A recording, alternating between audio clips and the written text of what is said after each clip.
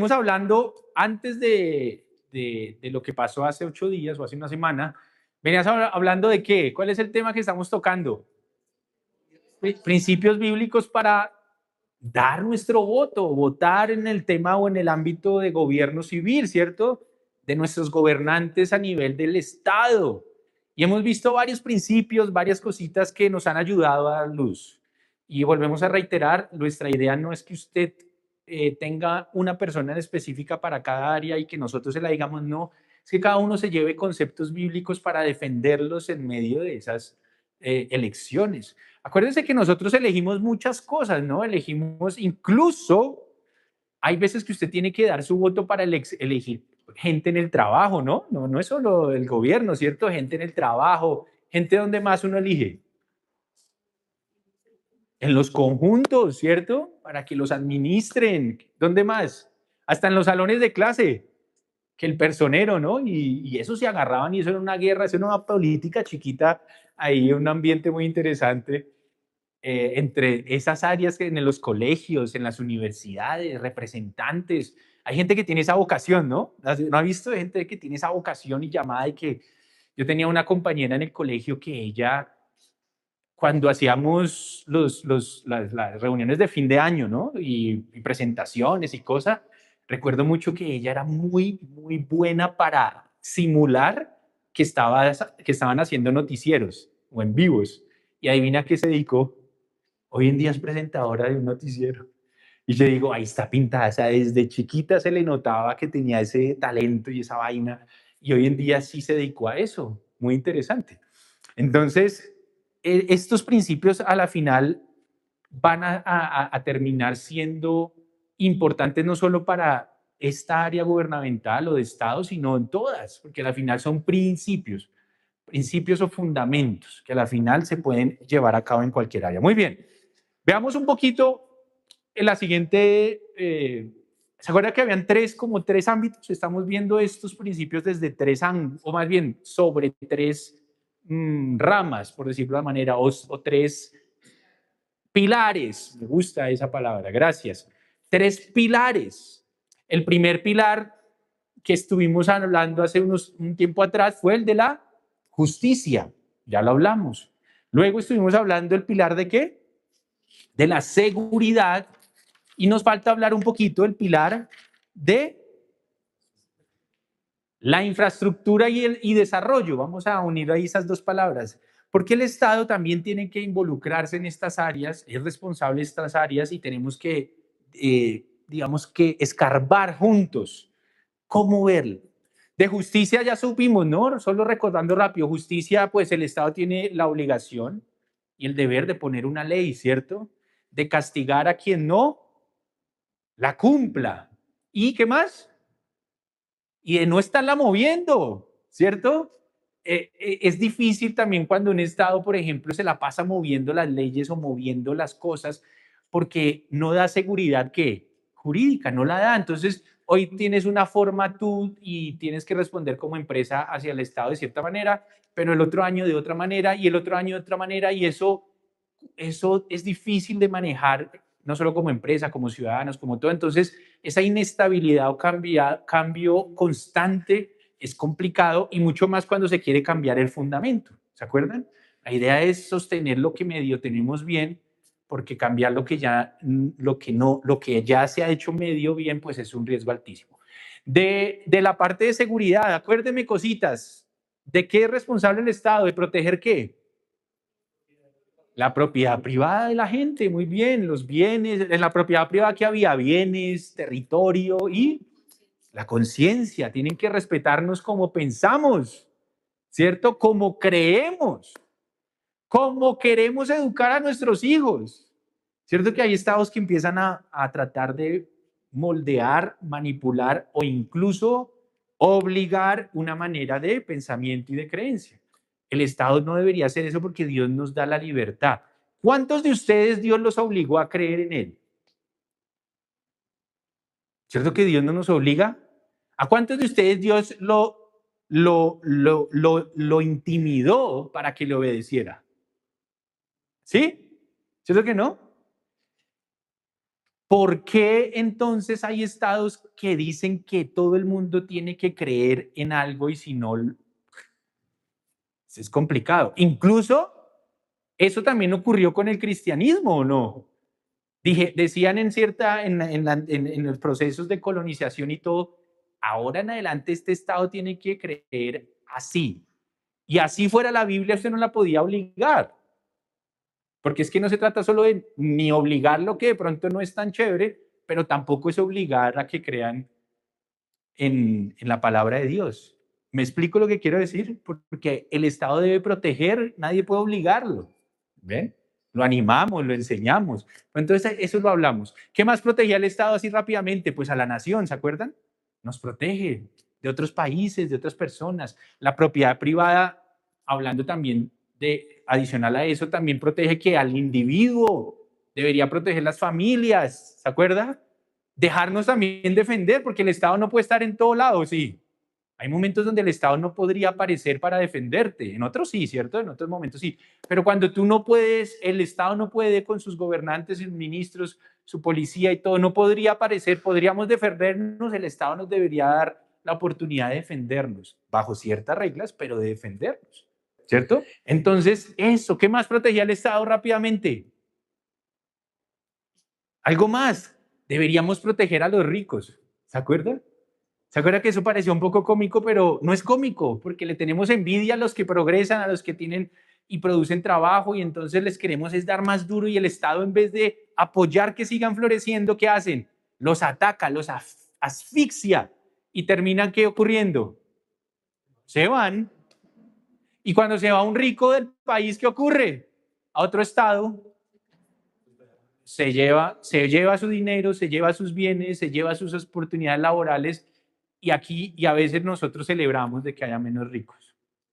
No, la Biblia dice que no maldigamos ni a los gobernantes, ni al gobernante de nuestra nación, ni a ningún gobernante, ni a los ricos, ni a los poderosos. Entonces nos da envidia a los poderosos. No, ellos son el motor también de gran parte de la economía. Lo que el Estado sí tiene que estar pendiente era que no jugaran sucio, ¿no? Que haya un libre comercio bajo las mismas condiciones, ¿se acuerdan? De que no haya trampa, de que no evadan impuestos algunos y otros no, porque eso sería una competencia no correcta entre. Entonces el Estado debería estar pendiente de eso, vigilar ese tipo de cosas, más no meterse en el libre comercio de la gente. Entonces todo eso lo hemos visto, pero ahora vamos a entrar a esta última área, la infraestructura y el desarrollo. Vamos a continuar el siguiente slide. En este slide usted más o menos ve lo que hemos hablado. Las dos primeras secciones ya las estuvimos tocando. Hoy entraríamos a hablar de la tercera sección, infraestructura y desarrollo. En el siguiente slide vamos a ponerles más grande qué es lo que vamos a hablar de estas tres. Vamos al siguiente slide, por favor. De esto se trata la infraestructura y el desarrollo. Más o menos a grandes rasgos. ¿Qué áreas?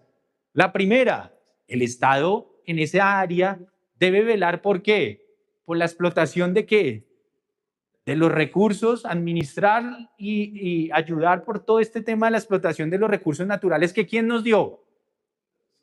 Dios entrega recursos a todas las naciones.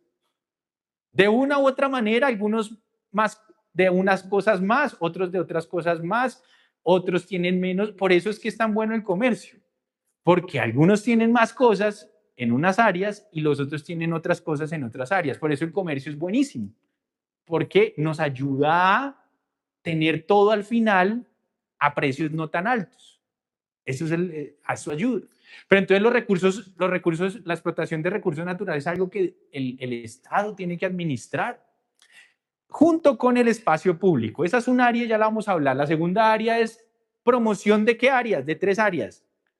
De los deportes, ¿de qué más? Del arte y la cultura. Y ahorita voy a decir por qué promoción, porque no es el responsable. Ya vamos a mirar. Y hay una última área en esta infraestructura y desarrollo que es el área de la obra social. Aquí también participa el Estado y ya les cuento cómo: salud, educación y ayuda a necesitados. Esas son las tres áreas que habla la Biblia. Vamos con explotación de recursos. Déjenmelo ahí. Podemos prender, si quieren, la luz, porque ahora no creo que queda solo un slide después de eso, entonces no lo podamos. Ya lo vieron, vamos a aprender. Muy bien, entonces hablemos un poquito de cómo fue que las naciones salieron adelante. Cuando las naciones tenían que crear cosas y hacer ciudades y hacer todo, ¿de dónde salían los recursos para hacerlo?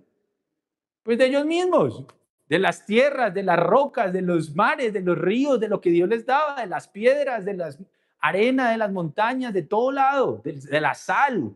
Entonces ellos empezaron las naciones se crearon a punta de, ¿cómo se hace el ladrillo? ¿Quién me dice cómo se hace un ladrillo?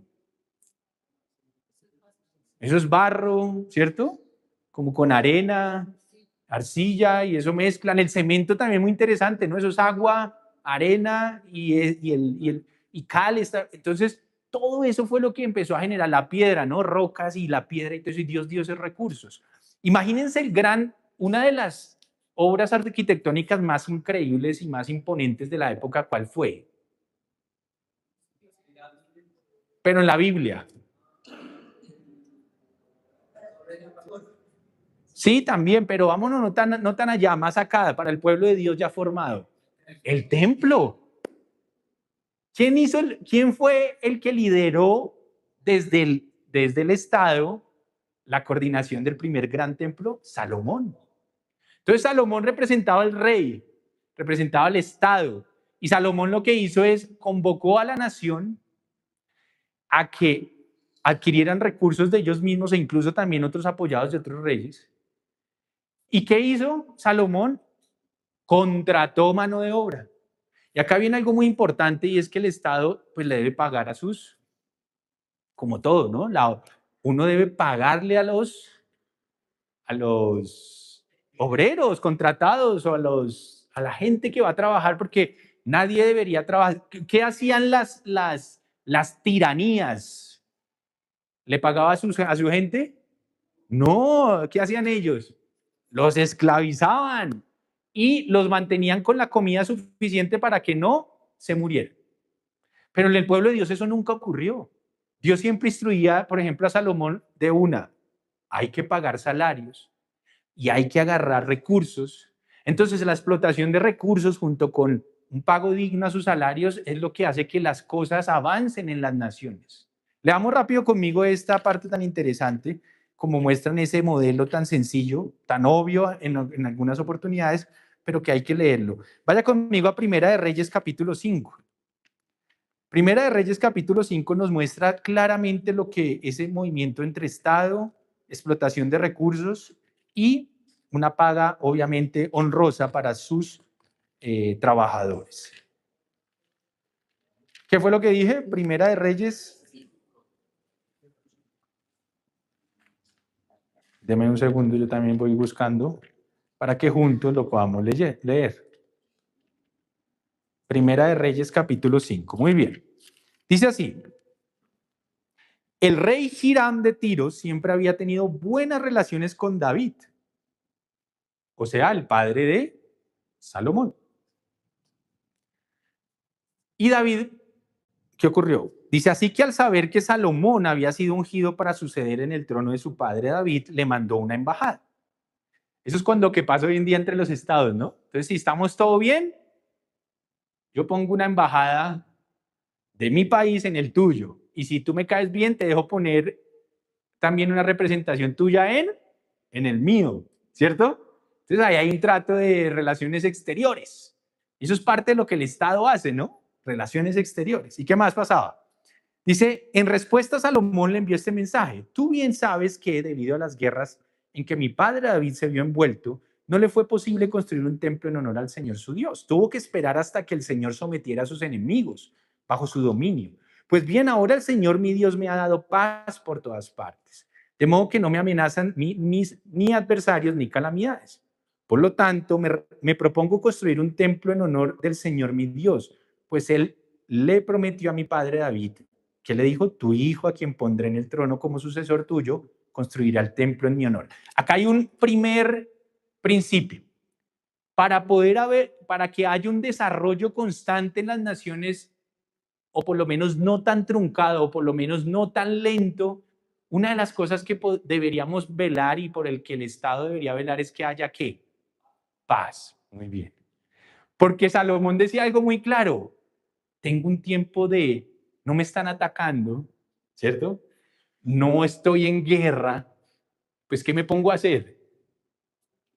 Tengo que avanzar, infraestructura, claro. Pero cuando un país se la pasa en guerra, no avanza. No puede avanzar como quisiera, quizás en algunas zonas, pero el país en sí no puede avanzar como quisiera. Entonces, cuando un país sabe protegerse, Dios lo bendice, obviamente, lo protege, pero también el Estado es firme y no deja que prolifere la guerra, no deja que proliferen eso, entonces podemos avanzar. Pero cuando hay guerra, cuando hay interna, como nos ha pasado mucho a nosotros el único lugar que medio avanzado más o menos rápidamente en Colombia, ¿qué lugares son? Las ciudades, y eso que no todas, ¿no? Pero lo que uno medio ve es Bogotá, Medellín. Porque de verdad el resto, cuando uno va, y no estoy ofendiendo, pero de verdad están bien quedadas, a pesar de que pueden incluso ser capitales en muchas áreas. Y claro, cuando uno ve el contexto, ya vamos a hablar porque hay una centralización, y eso lo hablaremos después, que eso es algo grave que no se hizo bien en la constitución de nuestro país, y es que todo se centralizó ¿dónde? En Bogotá, todo lo administrativo, todo el dinero, toda la dirigencia de las fuerzas militares, de la policía, ahí vienen dónde están. Aquí. Entonces, aunque allá hay cosas, dependen todos de acá. Y eso es un problema grave. Eso quedó mal hecho. Porque Dios siempre dice es que se descentralicen y cada uno independiente. Pero eso lo hablaremos al final. Eso fue una de las cosas malas que quedó en nuestra Constitución, por ejemplo. Entonces, sí, el pobre policía, y eso cuando yo estuve trabajando en medio de eso me di cuenta, yo les conté ese cuento, ¿no? Le necesitaba cambiar el aceite al carro, a la camioneta policial y quedaba en Valledupar, le tenía que pedir a Bogotá que le mandara recursos para el cambio de aceite. ¿Y saben cuándo le respondían? ¿Sabe cuánto? Como casi 6 meses. ¿Y usted cuándo necesita cambiar un aceite? Ya. ¿Se entiende lo que es? Entonces, como todo está centralizado, todo es una demora para esas pobres ciudades. Lo único que medio avanza es esta. ¿Sí ven lo triste? Por eso, pero porque Estados Unidos se avanza todo rápido y como que parejito. ¿Por qué creen? Porque cada uno es estado independiente, maneja sus recursos, maneja su administración y no depende de una cosa central, en gran mayoría. ¿Sí ven lo grave que pasó acá? Pero es mejor seguir así que ir a levantar la Constitución y que la cosa se ponga peor. Es mejor seguir así, ¿sí? Esa es una de las partes que quedaron así en nuestra Constitución y que bíblicamente no está bien. Bien, pero lo hablaremos después. Muy bien, sigamos. Entonces, la idea es que no haya guerra para que haya desarrollo. Pero ¿qué más dice Primera de Reyes? Versículo 6. Ahora dice Salomón, le dice a este rey Hiram de Tiro, que se caían muy bien. Salomón le dice a él, mire, ahora pues ordena que se talen para mí cedros del Líbano. Y mire esto que le dice él, mis obreros trabajarán con los tuyos. O sea que se iban a compartir obreros, ¿sí? De cada lado para este proyecto. Mis obreros trabajarán con los tuyos y yo te pagaré el salario que determines para tus obreros. O sea que de inmediato Salomón sabía que debía dar pagos justos a su gente. Después, ¿qué dice? Tú sabes que no hay entre nosotros quien sepa talar madera tan bien como los sidonios. Es decir, ellos talaban mucho mejor que los suyos, entonces venga, me ayuda, yo le pago a los suyos y ahí seguimos chévere. Hay un buen intercambio, comercio internacional, ¿cierto? Hay ayuda, qué bueno eso entre los países. Pero cuando uno se cierra y que no, yo puedo, no, hay que hacer comercio. ¿Qué pasa cuando los presidentes de la república se ponen bravos y empiezan a subir aranceles porque me cae mal el otro y el otro? ¿A quién dañan realmente? Pues a los pueblos. Entonces esto ya no podría ser. Entonces aquí hay un tema muy complicado. Miren lo que dice después, cuando Hiram, el otro rey, oyó el mensaje de Salomón, se alegró mucho y dijo, alabado sea hoy el Señor, qué chévere, también conocía al Dios de Israel, porque le ha dado a David un hijo sabio para gobernar a esta gran nación. Entonces Hiram envió a Salomón este mensaje. Miren lo que le respondió por X. Se le mandó esto por X. ¿Está listo? por Twitter, dirían a los que somos más viejitos. He recibido tu petición. Yo te proporcionaré toda la madera de cedro y de pino que quieras. Es decir, iban a usar recursos ¿qué? ¿A explotar qué? Recursos naturales. Muy bien. Así que cuando nos dicen la idea de que no explotemos más recursos naturales es medio... si hay que explotarlos, no con esa conciencia loca y sin pensar en cómo minimizar el impacto a nuestras, pues, a los ecosistemas. Eso está bien, pero nosotros tenemos la obligación de parte de Dios. Oiga, le di recursos, explótenlos. ¿Me agarran? Cuando uno no explota los recursos, se va a empobrecer y vamos a depender más de otras naciones. Siempre bajo una responsabilidad, obviamente, de los ecosistemas, porque eso también es parte de la administración y el señorío que Dios nos entregó sobre la naturaleza, por ejemplo. Pero no, esa idea de no explotar es una idea loca. ¿Cuántos recursos naturales todavía hay en Colombia sin explotar? ¿Sabía usted cuál hay mucho? Es más, ¿sabía usted que podríamos seguir investigando? Porque también para descubrir hay que explorar. Porque si no exploramos, no descubrimos. ¿Sabían que nosotros nos salvamos jurídicamente de perder a San Andrés contra Nicaragua? ¿Fue? Porque se pusieron la 10 a explorar qué había debajo y lograron entender que había una montaña debajo del mar que lograba respaldar la teoría de que esa, aunque parecía más cerca de ellos, era nuestra. Si no le hubieran metido plata a esa exploración, ¿sabe qué? Eso estaba más que perdido. Eso era un problema. Hoy en día ya el caso se cerró. Nicaragua no pudo decir más nada, porque eso venía de hace rato, ¿no? ¿Sabía usted? Hay que explorar qué hay debajo, porque Dios nos entregó, nos dio recursos. Y si no los explotamos, nos vamos a empobrecer como nación. Así que un Estado debería responsablemente seguir explotando, porque Dios nos lo regaló. No que se va a acabar el mundo, que no sé, que no se va a acabar nada. Tranquilos que cuando se vaya a acabar algo, Dios, el Señor va a aparecer. Tranquilos. Pero hay que seguir explorando y hay que seguir explotando responsablemente. ¿Y qué ocurrió? Mis obreros, dijo el rey, el amigo de Salomón, el rey amigo, mis obreros la transportarán desde el Líbano hasta el mar. Allí haré que la aten en forma de balsas para llevarla flotando hasta donde me indiques. Claro, por mar, por tierra, por todo lado hay que hacer comercio, pero pagando los impuestos, pagando la aduana, pagando todo, ¿no? Que se acuerdan que si no es grave. Tú por tu parte tendrás a bien proporcionarle alimento a mi corte. Así que Hiram le proveía a Salomón toda la madera de cedro y de pino que éste deseaba, y Salomón por su parte, año tras año, le entregaba a Hiram como alimento para su corte 20,000 cargas de trigo y 20,000 medidas de aceite de oliva. El Señor, cumpliendo su palabra, le dio sabiduría a Salomón. Hiram y Salomón hicieron un tratado y hubo paz entre ellos. El rey Salomón impuso trabajo forzado y reclutó a 30,000 obreros de todo Israel, los envió al Líbano en relevos de 10,000 al mes, de modo que pasaban un mes en el Líbano y 2 meses en casa. Ay, había una justicia, ¿no? Venga, yo lo meto allá un mes, pero le permito... Eso ha cambiado un montón, ¿no? Porque aquí lo mandan a usted a trabajar cuánto tiempo y le dan como... Es medio injusto a veces, pero bueno, acá está el modelo de, oiga, sí, pero usted tiene que descansar también y frena y salía del lugar y salía.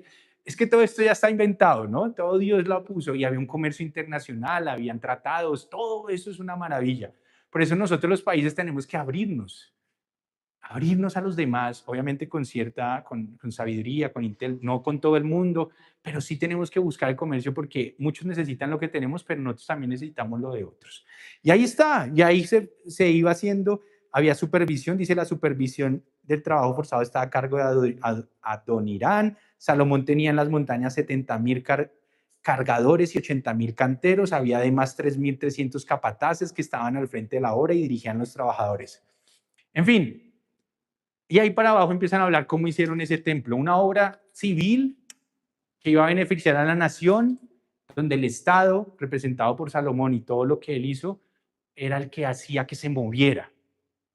¿Quién es el responsable de que en nuestro país haya carreteras, por ejemplo, donde que cada vez sean mejores y podamos movernos? ¿Quién? Es el Estado, no hay más. Si no se mueven y no no se mueven, no se pellizcan a hacer, pues eso queda frenado. ¿Cuánto tiempo esperábamos que Bogotá tuviera 1 metro? ¿Cuánto dicen? Ojalá fueran 50, eso se habla desde el... En fin, hay tanto. Pero entonces, todo lo que pasa afuera, los recursos naturales, la explotación de los mismos y que eso se produzca en desarrollo para la nación, eso es cuestión del Estado que le toca moverse. Lo que pasa es que también hay mucha gente en el Estado que se roba el dinero, hace chanchullos y daña eso, y a esos deberían darle con todo el gobierno, también mismo en la parte judicial, porque eso es terrible. Pero lastimosamente, como no hay mano dura en esa área, pues muchos se arriesgan y se confían y ayudan y se unen. Y ahí es cuando tenemos que tener gente como ustedes, que conocen la palabra de Dios, metidos en esas áreas para que seamos luz allá y ojalá tengamos los cargos mejores posibles para evitar que esto siga ocurriendo, porque es la única manera de progresar. Y el espacio público a la final también es eso tiene que ver con los servicios públicos, que le llegue agua a la gente, que le llegue los recursos, eso a quién le toca, al Estado. Por eso cada vez que usted paga un recibo del agua, de la luz, del gas, ¿de qué más pagamos? No, esos son, ¿no? Pero hablando de servicios públicos, ¿algo más? Bueno, el Internet digamos que no es una necesidad, pero está bien, está bien que la paguemos. Lo que sí es que a veces no, que el Estado me está cobrando ya mucho, bueno, ahí sí toca mirar, pero hay que pagar. Hace poco yo tuve una conversación con 2 personas argentinas y nos podíamos a charlar y decíamos, oiga, a mi país, decían ellos, a mi país, pues ahorita está medio tratando de salir de los problemas tan graves que tenía, decían ellos. Sabía que Argentina en los últimos años ha caído en una situación muy difícil, con unas inflaciones terribles. Y ellos empezaban a reflexionar y decían, no, es que en mi país, y yo también fui testigo de eso porque yo vivía allá unos años, allá les regalaban muchas cosas que yo decía, oiga, en Colombia no, a mí me toca pagar completo el agua, la luz. Había muchos lugares allá en Argentina donde el agua no se las cobraban. Entonces usted veía a la gente que en invierno, por ejemplo, dejaba ahí abierta el agua, cayéndose en agua caliente como para sentirse un poquito más. Imagínense, el grifo abierto, le dicen ellos grifo, la llave abierta ahí. Lo mismo el gas, ahí no les importaba, porque cuando usted no paga, ¿qué siente usted? Suerte. Pues claro, en estos países de este tipo de pensamiento, muchas cosas eran gratuitas. El transporte público era supremamente barato. Entonces yo decía, uy, yo me comparaba y yo no, allá me toca pagar un Transmilenio en tanto y aquí. Pero todo eso, el estudio, si usted quería estudiar, casi que era así, si usted le daban ganas. Ya, si usted le daban ganas, ¡tic! Y entraba. Y todos felices y mucha gente se iba de acá a estudiar allá porque pues, yo no pago. Entonces, eso ante los ojos y ante los oídos del que no conoce la palabra de Dios es muy chévere y tentador. Pero ¿cuál es la consecuencia después? Lo que pasó. El Estado se engordó, empezó a dar más de lo que podía, a meterse en áreas que no debía, a un pueblo que le encantaba que le dieran eso gratuito, y como en la vida nada es gratis, entonces es un colapso final. Entonces yo prefiero que aquí paguemos, no se ofenda si le toca pagar agua, luz, amén, pero gracias a Dios nos llega la mayoría. Y lastimosamente el gobierno debería tener sus ojos en que la mayoría de gente le lleguen esos servicios, pero la gente no puede esperar que no pagar nada. Y mire que aunque parece un poco loco, no es tan feo lo que hace el gobierno en esa área. Los de menos recursos pagan esos mismos recursos públicos más barato, ¿cierto? Y si usted vive en una zona más pública, pues le toca pagar esos mismos recursos más costoso. Eso no está mal. Está bien. Le estamos ayudando al que menos tiene un poquito, pero igual tiene que pagar algo. Pero lo importante es que no creamos que no toca pagarlo porque hay que pagar. Porque hay maquinaria que hay que meter, hay tubos que hay que meter debajo de todos lados para que le lleguen las aguas, hay gente que tiene que hacer mantenimiento, hay gente... Entonces el Estado no se puede asfixiar diciéndole que es gratuito porque sería una mentira. Por otro lado tiene que salir y otro lado. Entonces todo eso hay que pagarlo, servicios públicos, recursos públicos, pero el Estado tiene que mover todo eso. Vamos a la segunda área. Esta segunda área de esta última sección es la promoción deportiva de arte y cultura. ¿Por qué usamos la palabra promoción? Porque acá sí viene un tema. El Estado en ninguna parte podemos encontrar un principio que nos diga que el Estado tiene la obligación de sostener el desarrollo cultural, deportivo o artístico de una nación. No. Es decir, si usted quiere ser cantante, no espere que el Estado le pague a usted o lo sostenga a usted o le haga promoción a usted. No. Si usted quiere ser deportista, no espere que el Estado o no tiene por qué, o nosotros no tenemos por qué pedirle al Estado que me dé cosas, que me pague por cosas, que me subsidie cosas para que yo haga mi deporte. No, eso tiene que salir de nosotros. Él no tiene la responsabilidad, puedes promoverla. ¿Cómo puede un Estado promover el deporte, la cultura? ¿Cómo lo puede promover? Por ejemplo, el deporte, ¿cómo lo puede promover? Sí, pero no puede pagarle a la gente ni a los profesores. Puede hacer la cancha de fútbol, por ejemplo. ¿Se han visto lo que hicieron en Bogotá hace unos años que fue muy interesante? Hicieron canchas decentes de fútbol. ¿Qué? ¿Eso es fútbol 8, 5, 8? Bueno, esto no existía antes. En mi época, cuando yo jugaba fútbol, encontrar una cancha decente era casi misión imposible. Entonces nos tocaba era entrenar en puro potrero. Cuando el Estado vio que podía sacar recursos para que en la ciudad, por ejemplo, hubieran unas canchas decentes, eso estuvo bien. Pero el Estado me debería decir, vaya y juegue gratis, tranquilo, que yo le mantengo eso tranquilo, tranquilo. No, me puso la cancha, pero ahora soy yo. Yo debería pagar así sea un alquiler de algo, porque con algo se debe mantener ese algo y si el Estado dice, no, aparte yo le voy a mantener eso, no, nosotros debemos pagar por el alquiler de eso. X valor. A mí me encanta cómo funcionan, por ejemplo, aquí ¿cómo se llama? Las cajas de compensación. Las cajas de compensación son algo maravilloso. ¿Por qué? Todos los meses todo el mundo paga algo, ¿cierto? En su contribución según sus ganancias. Con eso, o con parte de eso, hacen clubes. Clubes muy bonitos, ¿no? La mayoría. Están los de con subsidio, los de, ¿qué más? Compensar, los de CAFAM. Son lindos de verdad. Y hay algo muy interesante. Usted, depende de la categoría, usted puede alquilar algo a un precio relativamente bien, accesible. Entonces ellos, con los recursos que usted constantemente da, mantienen todo uno a, pero también usted sabe que debe pagar algo. Quizás si usted subiera a un lugar súper privado sería mucho más costoso, pero usted tiene acceso a algo decente, bueno, pero usted sabe que debe pagar. Entonces, ese modelo que hace que se sostengan las cosas con el tiempo, porque nada es gratis. Pero cuando usted le dice, no, ya es gratis y va gratis y todo es gratis, primero tiende a que las cosas no mantengan bien, que no haya un cuidado correcto y que al final usted termine no valorando esos lugares. Entonces, ahí es cuando el Estado debe promover, la cultura se debe promover, el que nos visiten se debe promover, el que haya lugares que la gente venga, que visite, que vaya, que conozca, promover. Pero usted, el Estado no tiene la obligación de ser el responsable de sostener todas estas cosas, porque de lo contrario se va a asfixiar y nos va a asfixiar de impuestos sin necesidad. Entonces, claro, la promoción de la cultura, del arte. En un país alguien dijo algo muy interesante, dijo, no, es que si los que trabajan o los que quieren vivir del deporte, la cultura y toda esta parte del entretenimiento y del arte, si ellos quieren que el Estado los mantenga, entonces se vuelven ¿qué? Un funcionario más.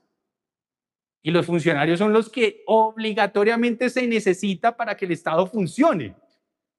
El Estado no necesita de ellos para funcionar. Entonces, sí los puede apoyar, claro, debe apoyarlos, debe apoyar la cultura, debe apoyar el arte y el deporte, como por ejemplo el ejemplo que le di las canchas. Pero hasta ahí. Mucha gente aplaudió cuando en un gobierno anterior a estos se creó el Ministerio del Deporte. Y sí, yo era futbolista en ese momento, y bueno, pues chévere, que plata para los deportistas para cosas. Pero ya no tengo que pagarme yo, me van a pagar los viajes para competir. No, nunca, o sea, nosotros ¿qué nos tocaba con los papás cuando teníamos que competir y hacer un viaje cuando me tocaba a mí? Ahorre, papito, consiga para su viaje y viaje y compita. Y a los mejores, el deporte los sostuvo. A los mejores. Y a los no tan buenos los va a dedicarse a otra cosa. Y el mismo deporte te va a sostener si eres muy bueno y estás llamado a eso. La misma arte, los mismos músicos, todos se van a sostener si son llamados y Dios quiere respaldarlos ahí. Si no, no esperen que el Estado los sostenga porque los va a asfixiar. Vamos a asfixiar el Estado. Entonces, todo esto tiene que ver con algo muy prudente que tenemos que, sí, el Estado promociona, pero no es el responsable de sostenerlo. En la Biblia no aparece nada. Dios sí, por ejemplo, llamaba a los que tenían dones, por ejemplo, artísticos. De hecho, cuando se hizo el templo, ¿qué llamó? Llamó a muchos con dones artísticos a lo mismo, a que trabajaran. Pero es que los necesitaban. Me pareció algo buenísimo. No sé si usted, yo vivo cerca de la Novena y en la Novena, la última parte aquí de Bogotá, hicieron unos murales hermosos. No sé si han pasado en esa parte nueva que están inaugurando hace poco. Hay varias cuadras. Hace poco pasé por unos puentes, por la Boyacá, creo, y yo miraba, uy, tan bonito esto, muy así, bien decorado. Eso está bien. El Estado, sí, quería el Estado que traer y poner eso bonito, listo. ¿A quién le debe pagar? A los que lo hicieron. Claro, te pago, tac. Claro, se merecen eso y el artista. Entonces pero ahí sí te pago porque estás poniendo al servicio del Estado y de la ciudad algo, porque ese algo está generando otra cosa y genera otra cosa y genera otra cosa. Entonces estás produciendo, mejor dicho, para palabras más, palabras menos, todo el que recibe una paga es porque está produciendo algo, o si no, no tiene sentido. Si yo no produzco algo, no debería recibir nada. Los únicos que reciben algo sin, entre comillas, producir nada, ¿quiénes son? Los que no pueden producir. Y esos son los necesitados, que ya hablaremos de ellos. Entonces, aquí el tema es produzco y recibo. Eso es lo que el sentido. Pero si yo no produzco algo, no puedo recibir. Es imposible. Porque eso ya es simplemente, a menos de que nazca no del Estado, sino de gente generosa. Que eso ya es diferente. Muy bien, y vamos con la tercera. Esta es clave. La obra social. Acá hay muchos debates porque la obra social está enmarcada en 3 áreas. ¿Cuáles son? La salud, la educación y ¿cuál más? Y la ayuda a los necesitados. Esas 3 áreas son claves. Pregunta, ¿de cuál es responsable 100% el Estado ahí de esas 3? ¿De cuál? Entre la salud, la educación, la ayuda. ¿Todos, 1, 2 o 3? La salud, dice José. ¿Alguien más da respuestas? Vamos a leer la Biblia un poquito. Vamos a leer la Biblia. Cuando hablamos de salud, ¿estamos hablando de qué? ¿Sabían que la salud es una de las cosas más costosas de todo lo que usted pueda imaginarse? Es de lo más costoso, la salud. Porque la salud es un deber de todos, incluyendo el del Estado, proteger ¿qué? La vida. La vida por eso es que también la seguridad es clave de protegernos a cada individuo, a cada familia, porque está en juego la vida. Y la salud es parte de la protección a la vida. Voy a entrar en algo muy interesante. Escuche esto. Colosenses 4:14. Vamos a Colosenses 4:14. Vamos allá, rápido. Colosenses 4:14. Uy, me pasé. Deme un segundo, ya. En Colosenses 4:14 están despidiéndose y Pablo, que es el que se despide esa carta, les dice a los de Colosas que les manda saludos. ¿Quiénes? Los saludan Lucas. ¿Qué dice de Lucas? El querido médico, o sea que claro que existen médicos y Dios apoya a los médicos. Hay algunas corrientes de pensamiento de iglesia que dice que no, que eso los médicos no son tan importantes, usted ore y que ya. Y sí es verdad que Dios puede intervenir en nuestra salud, claro, eso es una realidad. Pero Dios también levanta a los médicos. Y Lucas, que era uno de los claves discípulos de aquí, su profesión era ¿qué? Médico. El famoso Lucas, médico, estudioso. A los médicos son unos de los que les toca estudiar un montón.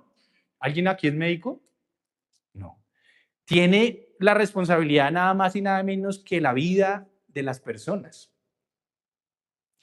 Y Lucas era médico. Le puedo demostrar que es muy costoso la parte de la medicina. ¿Se acuerdan, por ejemplo, la mujer de flujo de sangre?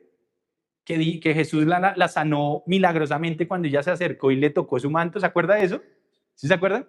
Muy bien. Ahora piensen esto. La Biblia da un detalle. ¿Quiere leerlo conmigo? ¿Cuál es el detalle? Que ella gastó ¿qué?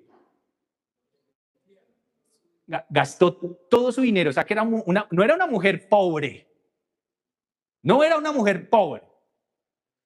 Si a usted le dicen que gastó todo su dinero, suena que tenía sus buenos pesos. Y dice en la escritura que ella gastó todo su dinero buscando su salud, que su salud fuera restaurada y nadie la pudo sanar.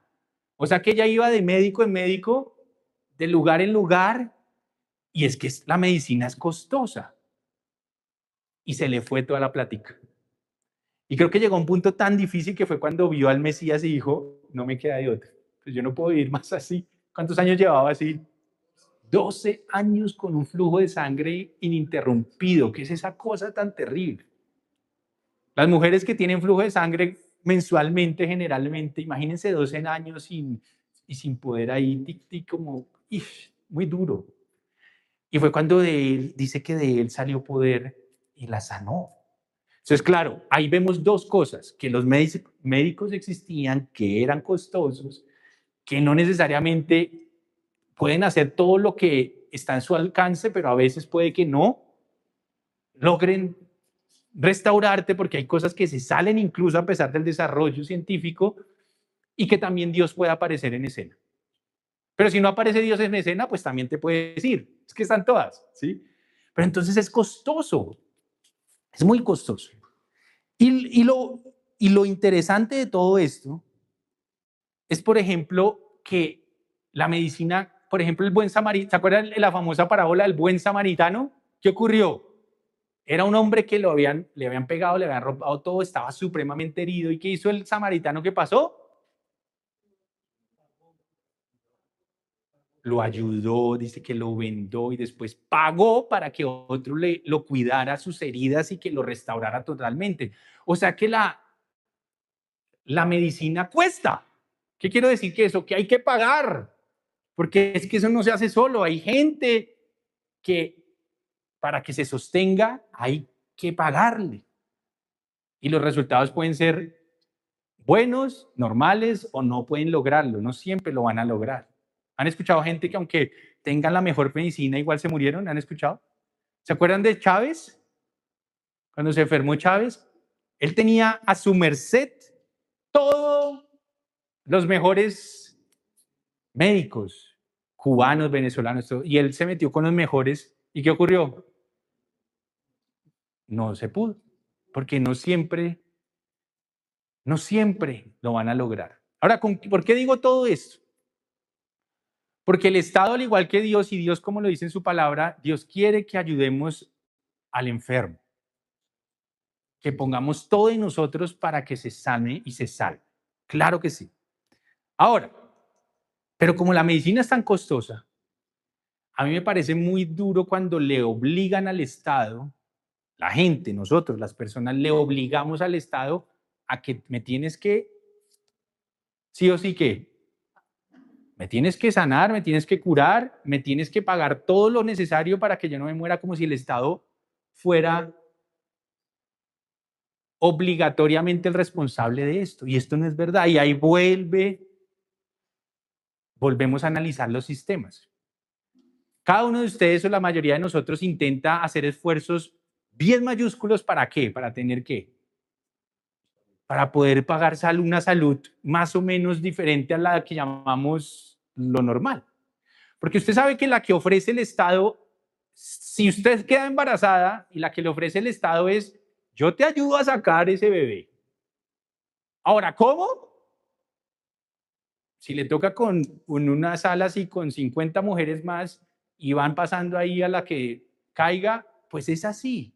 Y no, y nosotros queremos lo mejor. No, pues que el Estado antes sí nos está ayudando, lo que nos quiere ayudar, es lo mínimo que hace con lo mínimo que pagamos los que no pagan salud adicional. ¿Y qué le queremos pedir si tú te enfermas de algo terrible y el Estado no tiene para darte los medicamentos? Entonces la gente se pone brava, pero ¿qué hacemos? ¿Qué hacemos? Dígame. La única manera es que nosotros, en vez de estarnos quejando, pues tratemos de pagar un poquito más en algún lugar, porque ese poquito más es el que lo sostiene. Es que nosotros no nos olvida que es que todo debo pagarlo.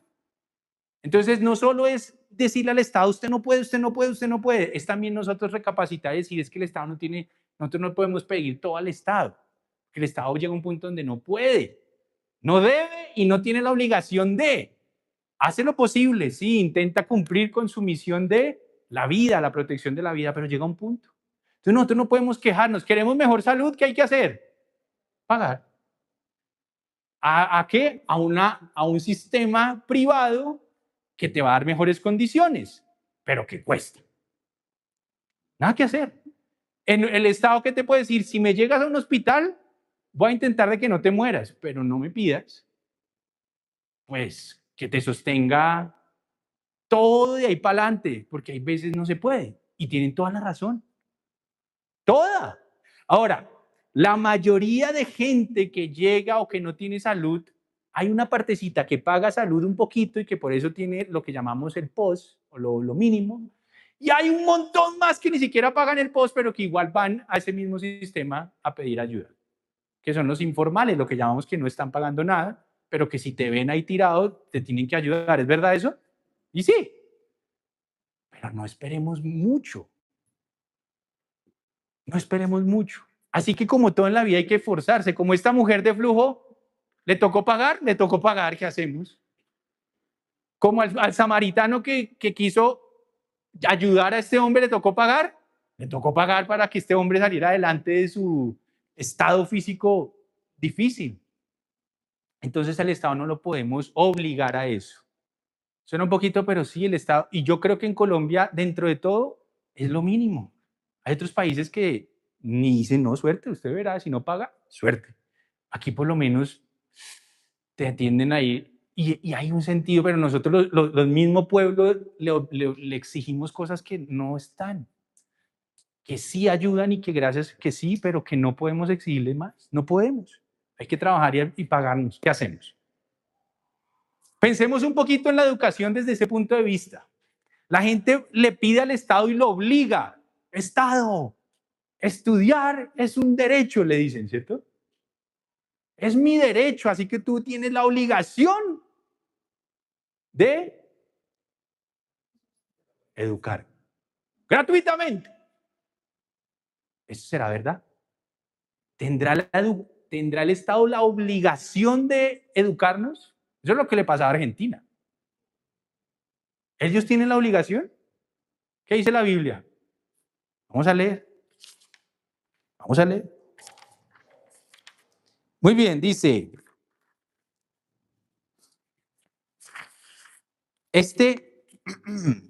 ¿a quién le dice Dios de arranque que usted es el responsable? Génesis 18:19. Ahora, con eso estoy diciendo que no puede hacer como la salud, brindarnos un soporte para, ya vamos a ver. Si le alcanza a dar un soporte, hágale. Pero si no lo logra, nosotros no podemos obligar al Estado que me lo garantice. Esa es la diferencia. Deberíamos ser agradecidos si nuestro Estado en algún punto lo puede hacer y valorarlo, aprovecharlo, más no exigírselo. También hay que defender al Estado un poquito porque siempre le damos palo, ¿no? Pero a veces somos nosotros los que le exigimos cosas que no necesariamente son su obligatoriedad. Génesis 18:19 cuenta lo que Dios le dijo a Abraham. 18-19 dice así. Le dice Dios a Abraham, yo lo he elegido ¿para qué? Le dice Abraham. Te he elegido para que él instruya a sus hijos y a su familia a fin de que se mantengan en el camino del Señor y pongan en práctica lo que es justo y recto. Así el Señor cumplirá lo que ha prometido. La obligación de instruir a sus hijos, ¿de quién es? La obligación primaria de los papás. Los papás tienen la responsabilidad, es tu responsabilidad de que ellos sean instruidos. Que lo hagas tú. Se me fue un gallo. Que lo hagas tú o que tú busques tutores, porque eso también era válido. En las escrituras buscaban tutores, pero al tutor, ¿qué hay que hacer? Pagarle, porque es que el tutor, es que aquí tenemos, el tutor también necesita comer. De algún lado tiene que salir. Tenemos que hacer un libro que se llame Nada es gratis, porque es que nada es gratis, ¿cierto? Entonces, si tu papá quieres hacerlo tú, hazlo tú. ¿Quieres apoyarte en un tutor? Tienes que pagarlo. Punto. No hay otra manera. Pero cuando le decimos al Estado, no es que tú me tienes que dar a mí gratuitamente la educación, porque la educación es un derecho, no, es una responsabilidad de los papás, que lo hagan ellos o que busquen, o un mix. Y por eso es que algunos papás, listo, nos toca poner en un colegio, lo ponemos en un colegio. Lo hago yo. Pero tu responsabilidad no es del Estado. Nosotros le exigimos al Estado algo que nadie se lo ha dado. Hay estados que sí se preocupan por hacerlo de una manera exagerada e intencional. ¿Por qué será? Les vamos a mostrar en la Biblia para qué hace un estado eso.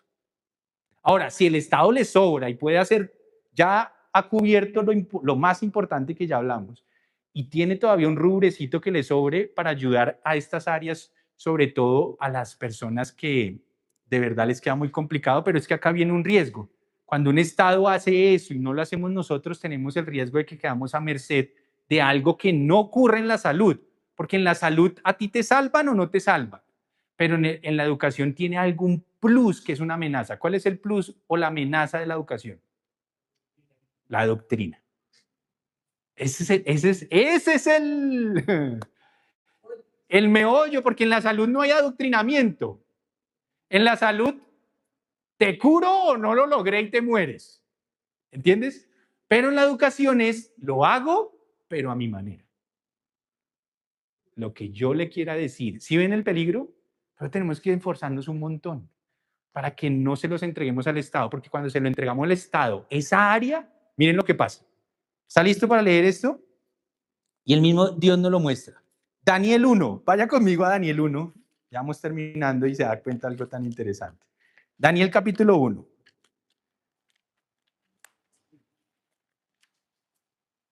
En Daniel 1, para ponerlos en contexto rápidamente, es cuando Israel, por lo menos la parte de Judá, cae en manos de ¿quién? Babilonia. Entonces llega el rey de Babilonia llamado, ¿cómo? ¿Usted ya sabe? Nabucodonosor, el famoso Nabucodonosor, y él llega.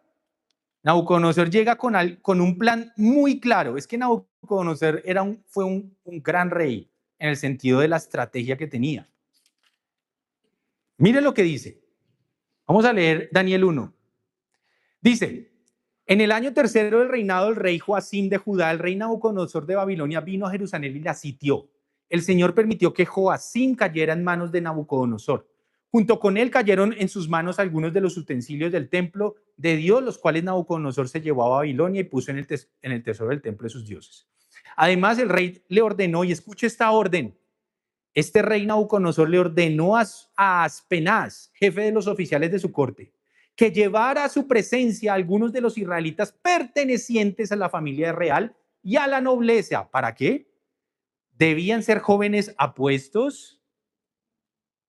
¿Qué más? Sin ningún defecto físico, que tuvieran actitudes para aprender de todo. O sea, una Camila, un John, esos bien pilos, ¿no? Un monito, esos que salieron bien pilos.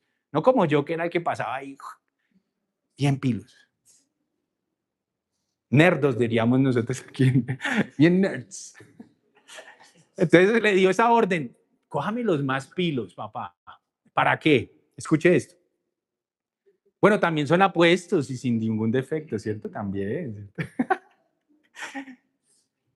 Que tuvieran actitudes para aprender de todo y que actuaran con sensatez, jóvenes sabios y aptos para el servicio en el palacio real, a los cuales Aspenaz debía enseñarles. ¿Qué les debía enseñar? Ahí los iban a instruir ellos, ¿no?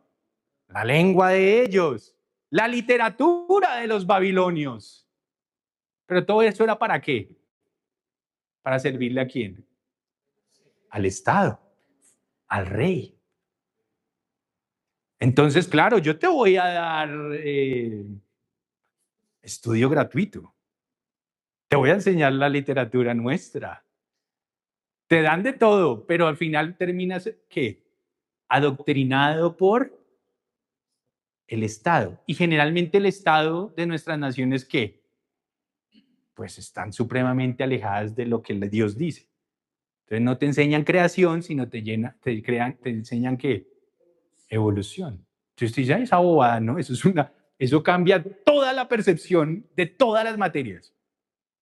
¿Sabía que si usted cree que nosotros venimos del mono o de una explosión únicamente de alguien, de nadie, cambia todo? Usted va a ver todas las materias diferentes. Pero cuando usted cree que venimos y somos la máxima creación del Señor, que no somos parte de los animales, sino somos ser humano con la imagen y la semejanza de Dios, usted ve todas las materias de otra manera. Y usted dice, pero qué bobada. No, ahí ya hay un adoctrinamiento y todo cambió. Todo, usted ve el mundo diferente. Entonces los estados generalmente, ¿qué te van a enseñar? Esa visión. Por eso es que cada día hay menos gente que puede ver las escrituras como lo que son y a Dios como lo que son. Y por eso nuestras juventudes cada día son más alejadas de la verdad. Con un montón de conocimiento humano, pero con un montón de ignorancia del conocimiento de Dios. Y por eso están esclavizados al pecado. Porque la educación se la entregamos, se la regalamos y nos relajamos al dársela al Estado. Y nos pasa lo que le pasó. ¿Sabe qué fue lo que salvó a estos jóvenes? ¿A quién agarró? Usted se va a acordar de mí de esto. ¿A quiénes fueron los que agarraron ahí? El rey le asignó raciones diarias. Mire, versículo 5. El rey les asignó raciones diarias de la comida y del vino que se servía en la mesa real. Porque también te dan comidita, ¿no? Entonces, ellos necesitan que tú enseñarte, adoctrinarte y de paso, pues que no te mueras. Entonces te doy comidita como los esclavos, ¿no? Acuérdense. Entonces los estados cuando te dicen, mira, te doy tu ración diaria y yo te educo, ahí viene qué está pasando. ¿Entienden? Y miren lo que pasó después. El rey les asignó raciones diarias de la comida y del vino que se servía en la mesa real. Su preparación habría de durar 3 años, o sea que les iban a dar un intensivo de 3 años de estudio gratuito. Mejor dicho, hoy en día en 3 años usted saca ¿qué? Una carrera. Bueno, allá era más o menos lo mismo. Su preparación habría de durar 3 años, después de lo cual entrarían al servicio, pues, ¿de quién? Pues del rey. Pero mire lo interesante que cuenta la Biblia. Entre estos jóvenes se encontraban ¿quién? Daniel, Ananías, Misael y Azarías. Esos 3 eran los que iban a usted conocer más adelante como Sadrach, Mesac y Abednego. Y Daniel. Belsasar, que lo terminaron llamando, ¿no? Pero exacto, ahí ellos le cambiaron el nombre ya estando allá adentro. Entonces, ¿qué fue lo que hizo que estos muchachos no pudieran ser doblegados por el Estado ni en su conocimiento, ni incluso en la comida? Escuche lo que va a pasar. Saltémonos al versículo 8. Pero Daniel, escuche lo primero que hicieron ellos, porque ya no eran tan niños, ya ellos eran ¿qué? Jóvenes. Pero Daniel se propuso no contaminarse de la comida ni del vino del rey, así que le pidió al jefe de oficiales que no lo obligara a contaminarse. Y aunque Dios había hecho que Daniel se ganara el afecto y la simpatía del jefe de oficiales, este se vio obligado a responderle a Daniel: tengo miedo de mi señor el rey, pues fue él quien te asignó la comida y el vino. Si el rey llega a verte más flaco y demacrado que los otros jóvenes de tu edad, por culpa tuya me cortará la cabeza. Daniel le dijo: mire, yo no me quiero comer la comida que me manda el rey. Pero el hombre, que ya eran panas, ya eran amigos, le dijo: hermano, usted me está pidiendo algo, pero si usted lo ve más flaco y más demacrado, adivine, me matan. Entonces Daniel le dijo, el jefe de oficiales, el versículo 11, el jefe de oficiales le ordenó a un guardia atender a Daniel, Ananías, Misael y Azarías. Por su parte, Daniel habló con ese guardia y le dijo, mire, por favor, haz con tus siervos una prueba de 10 días, le dijo. Danos de comer solo verduras y de beber solo agua. Pasado ese tiempo, compara nuestro semblante con el de los jóvenes que se alimentan con la comida real y procede de acuerdo con lo que veas en nosotros.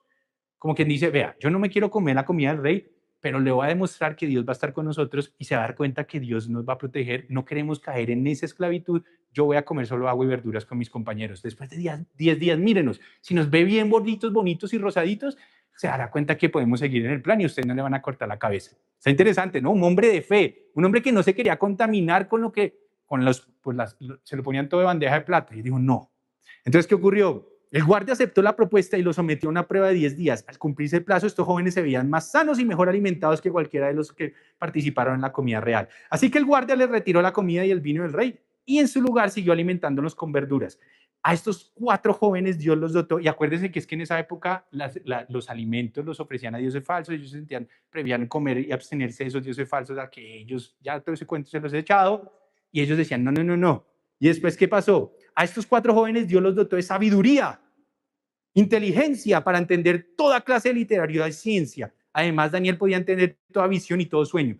O sea que esas capacidades nos provienen de Dios. ¿Qué es lo que quiero decir con todo esto? Que nosotros debemos dar todo de nosotros para no dejar que el sistema nos contamine. Es decir, nos pueden ofrecer educación gratis, pero si hagamos todo el esfuerzo y se darán cuenta que Dios nos proveerá, así sea lo justo, para que tú no lo pongas al servicio de un rey, sino al servicio de ¿quién?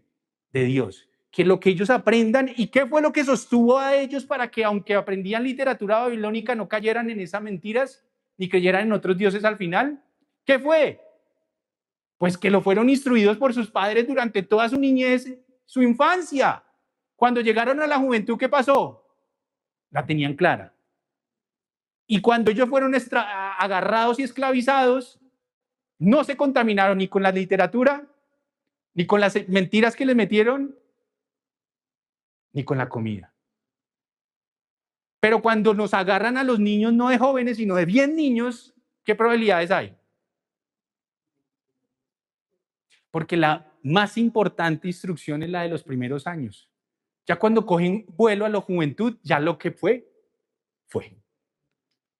Por eso dice la Biblia en Proverbios, instruye al niño en su camino, en tus caminos, y cuando sea viejo, no se apartará. ¿Qué fue lo que ocurrió con estos 4 jóvenes? Ya habían sido instruidos por sus padres en Israel por la verdad. Eran pilos, sabios, inteligentes, pero cuando el mundo les trajo lo del mundo, ellos no cayeron en la trampa. Así que si podemos hacer un esfuerzo mayúsculo para que nuestros niños en la temprana edad y ojalá al principio de su juventud no estudien para el Estado, no estudien las mentiras que les ofrecen, sino lo que tú sabes y en lo mejor que puedas a través tuyo o de alguien más, ya sea tutores o colegio, pero que le enseñen la verdad, vamos a garantizar, lo más seguro es que no se pierdan cuando lleguen, por ejemplo, a una universidad, donde ya no hay nada que hacer. Allá hay sí Babilonia con toda. Pero si llegan a Babilonia, si llegan a Babilonia a haber pasado por la instrucción real de niños, ¿qué va a pasar? No se van a dejar contaminar. Así que, ¿cuál es el dilema de la educación? Sí, el Estado intenta ayudar en esa área. No podemos exigirle al Estado que nos eduque y nos instruya a los niños porque es nuestra responsabilidad. Pero si se lo entregamos al Estado, lo más seguro es que pase lo que dice allí. Así que el Estado ofrece, pero que él ofrezca no quiere decir que tú lo debas tomar. A menos de que haya un Estado donde diga, yo pongo la infraestructura, pero doy libertad de que la misma nación cree los currículos y eso, pero eso no creo que pase.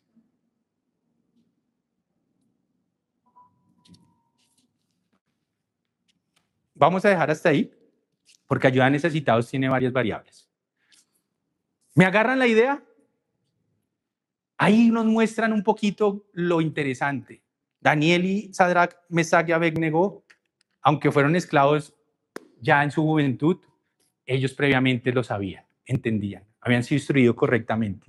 Por eso no nos dé miedo en el futuro. Yo sé que si yo sigo con mis hijas y con mi esposa juiciosos, educándola desde el día Nosotros no la teníamos clara desde que nacieron, la teníamos clara desde antes de nacer, cómo íbamos a educar y a instruir a nuestras hijas. Desde antes. Por eso cuando buscamos colegio y buscábamos, vea, con lupa. Eso nos paseamos lugares. Y lugares súper wow. Pero nosotros no estábamos buscando lo wow. Estábamos buscando ¿qué? La doctrina, que fuera lo más cercana a la que le íbamos a seguir dando en casa. Y cuando ellas lleguen a la juventud, confiamos de que y llegue Babilonia y llegue Nabucodonosor a tratar de que van a estar firmes y van a entender ya ese discernir entre el bien y el mal. Pero cuando les entregamos rapidito, por eso es que hoy en día dudan de esto. Dicen, no, ese Dios es extraño. Llegan a leer los grandes sabios de la historia, Nietzsche y todos ellos, ¿no? Y entonces los voltea. Y claro, una mano de ateos que decían, claro, los voltea y que somos simios desarrollados, nos voltean y National Geographic también nos llama simios desarrollados, por favor. Y uno no le parece, no es tan fácil, no, es terrible. Y claro, y ellos terminan diciendo, no, esto no puede ser. Y por eso nuestra juventud no lo entiende, no lo puede ver. Y terminan esclavos del pecado, del mundo, de sus pasiones.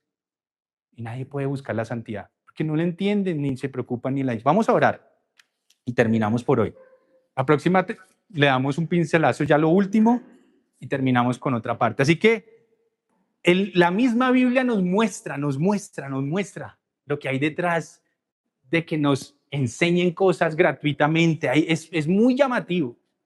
Mucha gente dice que en Estados Unidos es muy chévere, porque Estados Unidos, ¿qué hace hoy en día? Tráigame a sus hijos. Educación gratis. La idea empezó con buenas intenciones, porque cuando arrancó esa idea, era gente que conocía a Dios, hace muchos años.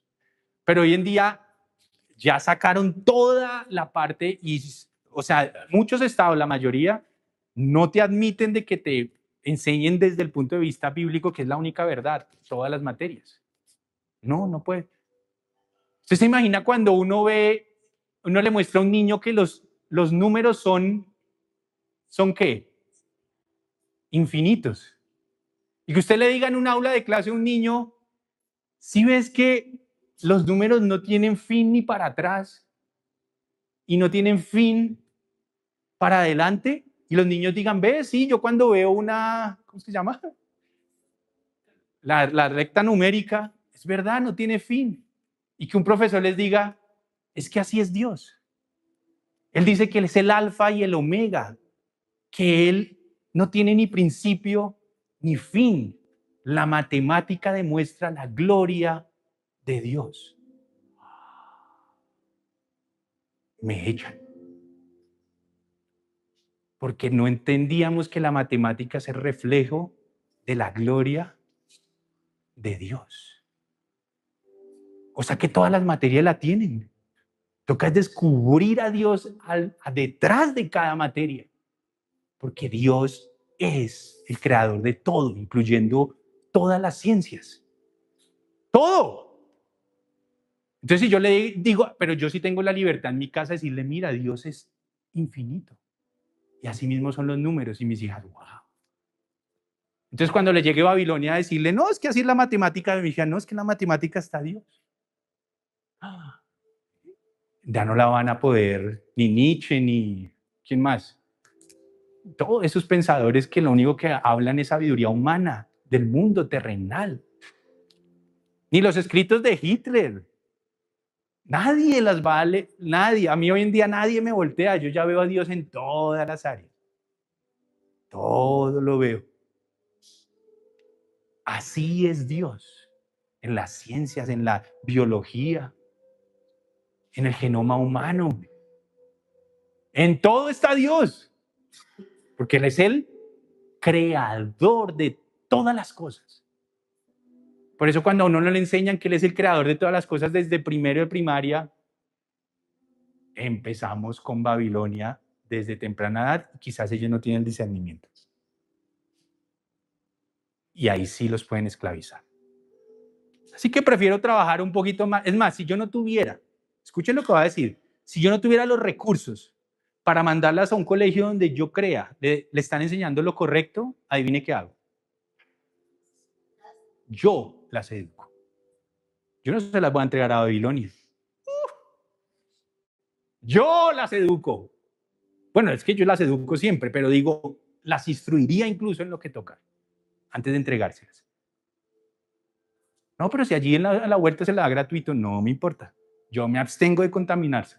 No y no. Ah, pero es que te vas a ajustar más. No me importa. Ya un día lo podrán manejar ellas. Ahorita todavía ellas no tienen la capacidad, aunque lo están teniendo cada día más. Padre, gracias. Gracias por esta oportunidad que nos diste de hablar, analizar, entender y recordar que tú eres el creador de todas las cosas. Que tú salvaste a Daniel, a Sadrach, a Mesach, a Abednego de las mentiras de un pueblo ajeno, de un rey que no te conocía, de un sistema gubernamental y de nación y estatal que no tenía ni idea de ti y que adoraba otras cosas, para que ellos no cayeran ni sucumbieran, ni en la literatura, ni en la comida, ni en las dádivas que les daba el Estado para terminar deshonrándote a ti. Señor, ayúdanos para que nosotros entendamos que si algo es gratis no quiere decir que sea bueno. De hecho, nada es gratis en esta vida. Nada, nada, nada. Ni siquiera el perdón que nos ofreció nuestro Mesías. Porque ese perdón que hoy recibimos para poder ser de tu pueblo costó la sangre, el cuerpo, la vida de nuestro Señor. O sea que sí hubo un precio, solo que Él lo pagó. Y cuando no entendemos lo que otro paga, no lo valoramos. Por eso es que muchos no se entregan a ti, Señor, porque no valoran lo que tú hiciste. Pero nosotros valoramos lo que tú hiciste. Valoramos a nuestro Señor Yeshua resucitado. Valoramos cada sangre que Él derramó.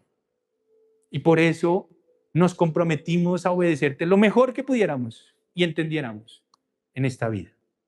Perdónanos porque cuando nosotros le exigimos al Estado cosas que no están en su poder ni en su responsabilidad, nos estamos dando una puñalada a nosotros. Cuando esperamos del Estado cosas que tú nos has dicho no es tu responsabilidad, asfixiamos también al Estado. Le demandamos más de lo que puede. Y aplaudimos lastimosamente cuando nos lo da, sin darnos cuenta que vendrán tiempos más difíciles.